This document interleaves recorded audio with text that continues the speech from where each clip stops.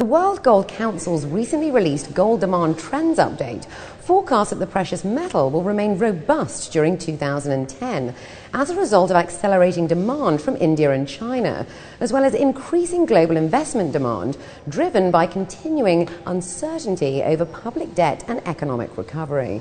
With prices reaching two-month highs over the weekend, what can we expect over the next few months?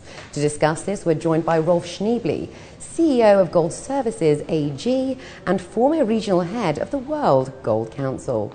Thank you very much for coming on the show today. It's a pleasure having you here. Fantastic, great to be here, thanks. So what do the recent movements in gold prices indicate? Whenever there's a dip, there's normally a support for prices.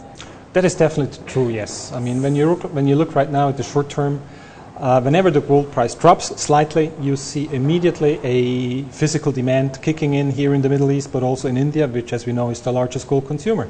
So, yes, there is a very good support between the current prices and $1,200 per ounce, and that's going to stay. But also at the same time, we have to realize that the physical demand is not really a determining factor a major determining factor for the price right now. Here we're talking about the investors, the speculators, which are much more price determining than the retail investors that we know right now here in the Middle East. So in terms of gold production from mining, how does that affect the price? Not really that much. I mean, we're talking about 2,500 tons of new mine production every year, roughly ballpark figure, slightly down. South Africa is losing. China is now the largest supplier, but I mean overall the supply remains more or less the same.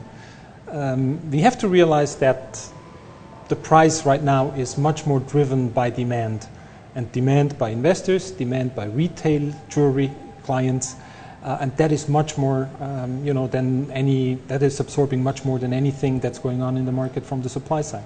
So analyst and investor Mark Faber told a gathering recently in Abu Dhabi that gold was his asset class of choice. Do you think that this is off the back of some of the issues plaguing the American economy?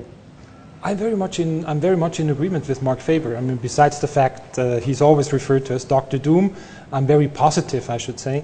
But looking at the economic factors, I mean, I fully agree with him. The factors, the major problems of the economy is not only the Americans, around the world really, are that the central banks had to intervene dramatically to avoid a massive crisis, and they did that by expanding the money supply. I mean, just in America, for example, we had an increase in the basic money supply figure, the monetary base, from, at the time of Lehman collapse, from 800 billion to 2,300 billion US dollars. Now, economic theory tells us that you can never take out that excessive money supply unless you increase dramatically the interest rates. And nobody, as we know, nobody dares to increase the interest rates because that would kill off the recovery. Besides that, I would also say very clearly that it is in the interest of the American government and many other governments to increase inflation, because that is ultimately the only way that they can get rid of their debt in real terms. 100% inflation, so that's going to be 50% discount on all the debts that you have to pay, and that's what some of the governments are playing for. That's the only way out for them. So, yes, gold is the only reason, is the asset of choice for the next 10 years, definitely. So central banks in countries such as the UAE don't actually hold gold reserves. Do you think that there's a case to diversify from US treasuries here? Oh, definitely. I think that's an absolute must, in my opinion.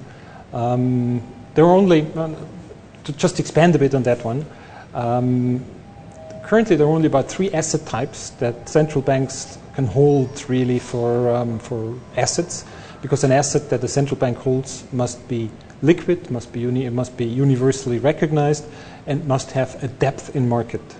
Pound sterling is no longer acceptable. Swiss franc is too slow, is too shallow. It's not enough volume there. Deutschmark is no longer there. So the only thing that they can really invest in these days is US dollars, gold, and euros. You have to have a proper mix of those. And if you don't have gold, it's high time to go for it.